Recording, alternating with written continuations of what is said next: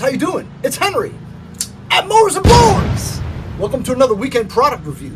Today I got a couple of things from my friends over at Vevor. As you guys know, Vevor is a great sponsor of Mowers and Blowers, the YouTube channel. My truck is outfitted with all Vevor products. They have tens of thousands of industrial, commercial, and consumer products. Tens of thousands, Henry? Yeah, go to vevor.com and it'll take you 2 hours just to scroll through their products. All kinds of stuff. Well, as you know, we're nearing winter now, and it gets godly cold over here. And sometimes you don't have the motivation to go from a warm house, nice and snuggly, into a cold, freezing garage to work on stuff. But my content needs to continue. So what do? Garage is freezing. I've tried electric heaters, the small ones. I've tried a kerosene heater. I've tried propane heaters. I've tried all kinds of heaters. The problem with those heaters is there's a lot of fumes, and you have to crack the garage a little bit, so still you're letting out a lot of warm air, and cold air still gets in somehow. Also, it's expensive because kerosene is pretty expensive when you buy a gallon of it. Propane as well, it's a pain. You have to go and fill up the bottle all the time. I got something that's going to work out perfectly.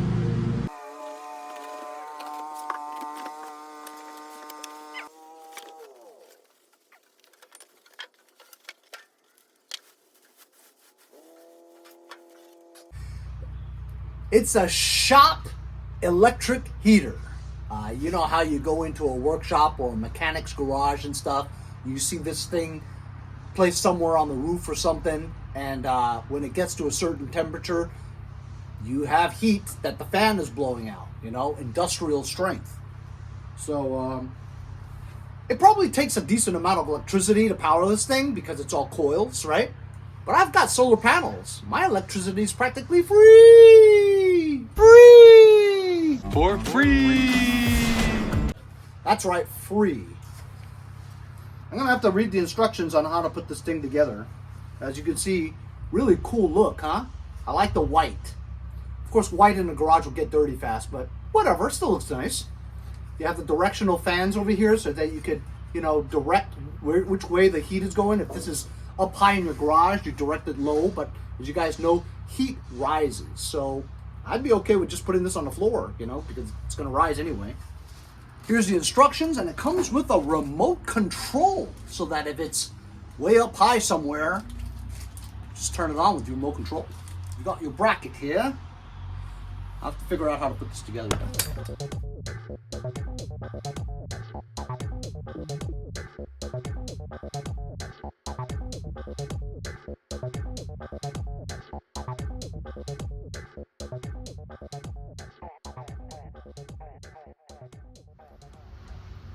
So after reading the instructions, which I normally don't read the instructions, but it appears that this is so industrial-like that you need an electrician to install it, because it doesn't come with the cord that you just simply plug into the wall. It needs to be wired to like a junction box or circuit breakers and stuff, and well, as you guys know, I hate electrical, but it doesn't come with a cord, so I'm just gonna find like a heavy-duty electric AC 110 plug, cut it, I have spares, splice it, wire it, plug it into electricity, and see if it works. I don't think I'm gonna hire an electrician for this.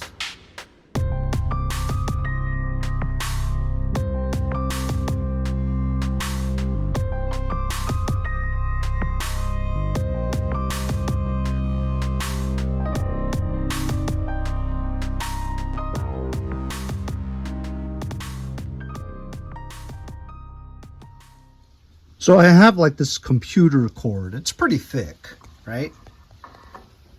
And I have the 3 connections. I used a multimeter to test the voltage, and it seems to be correct. So I'm just gonna plug this in and see if it works. Hope I don't burn the house down. Okay, here we go. Ooh. Power. Clicked on. says 65 degrees. Ah. I feel a fan blowing. 57 now. It's sensing 57. There's a low and a high, and you can adjust temperature up and down. But right now I feel heat already coming out of it.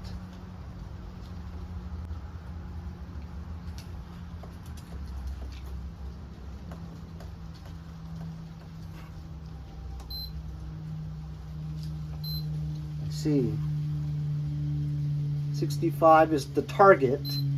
57 is now. So you can raise the target if you want. There you go. I get it. It's very cool. So when you select that, you have the target temperature that you want. You can raise or lower it. And then right now it'll tell you it's 57, so it's got about 8 more degrees to go to reach the target. And it's very warm right here. That's fantastic. I can't believe I did that. I guess I can be an electrician, huh? So I've just buttoned up all the wiring, and I attached the included mounting bracket, which I'm not going to need because I've decided I'm just going to store it underneath here on 2 wooden studs, because I can then just plug it in whenever I need it. And it fits right underneath safely on the concrete on top of this. And then I'll just plug it in whenever I need it. This is perfect.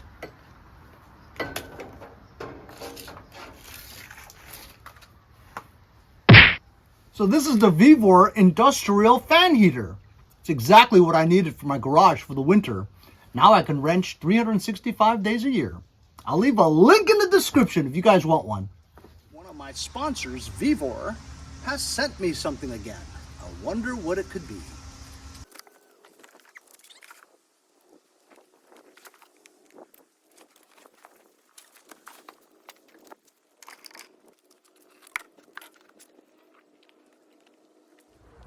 Why, it looks like a Vevor truck bed mat for a Ford F-150, 2015 and up. Well, Sketchy's a 2010, but I checked the dimensions and it's only off by like an inch. So I'll just trim a piece if it doesn't fit. Gonna have to get all that crap out of my bed.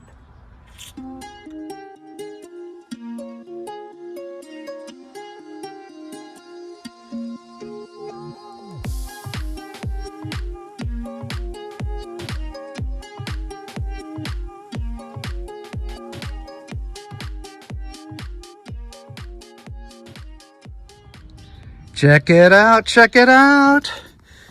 I just trimmed a little bit around the winch area and it fits like a glove. It's fantastic. It's like an 1/8 inch of solid rubber, non-slip, and look at that.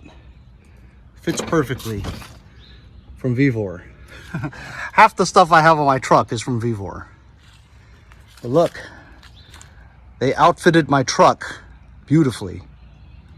Thanks, Vevor.